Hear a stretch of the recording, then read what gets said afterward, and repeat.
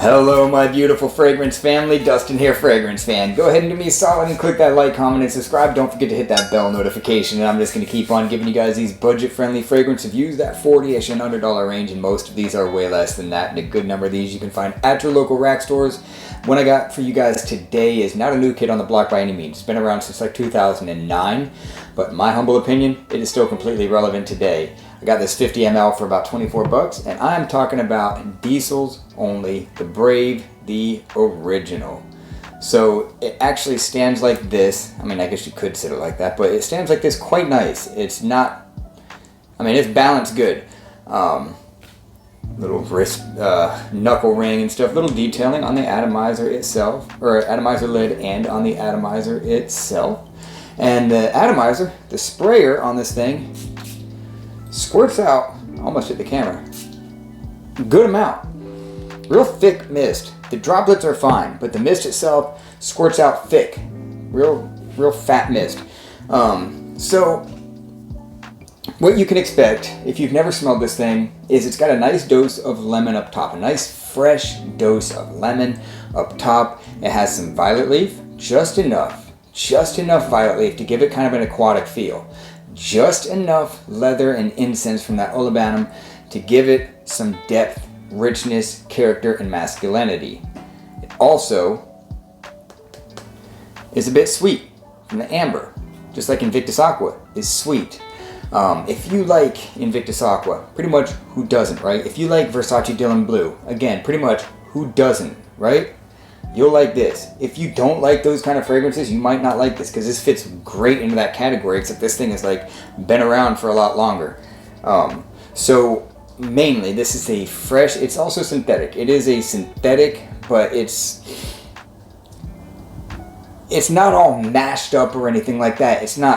It doesn't burn your nose. It's real smooth. It's easy. It's one of the most pleasant synthetic smelling fragrances I've ever smelled. I do not know why this thing is so underrated, why it does not get as much love as I feel like it deserves. Real quick, I'll say the longevity on this thing is like a little bit above average, like 6 to 6.5 hours. Projection is pretty good on this thing. Overall rating, I'll give it a 7.5. I'll give it a 7 on the scent profile alone, a 7.5, an extra half because of the performance and stuff like that. Now that should tell you something about the way I feel about this fragrance even today. This is awesome gift idea if you're looking for somebody that's in their teens or high school or something like that, and you want to give them a nice cologne or something for their birthday or just whatever, just some kind of gift. This is a good one for that because it's so versatile too. It's not like just strictly for the summer. I think this thing can work in any season, except if it's like really cold, it's probably not going to be the best for that, but it's pretty loud, so it might work okay for that kind of thing. But it has a little bit more freshness with the violet leaf and the lemon and stuff, kind of giving it a bit more of a summery spring kind of a vibe than it is a winter fall. But it's, to me, rich enough and strong enough that it will work in that kind of weather. It's maybe a little bit more youthful than it is mature, but I think that pretty much anybody could really enjoy the way that this thing smells. It's right up there with being a safe blind buy fragrance, because like I said, it's in that same vein as like Dylan Blue, Mont Blanc Legend Spirit, Invictus Aqua. It works. It works really good. I've smelled this thing time and time again. I just never had it in my own collection, and I found it for a decent price at Burlington. I was like, I need to get that, and I've never actually wore it. And when I wore it, I was kind of blown away at how good it actually smelled. Wore it to church that next day, and somebody said, wow, you smell really good. And I said, thank you. And they said, no, thank you.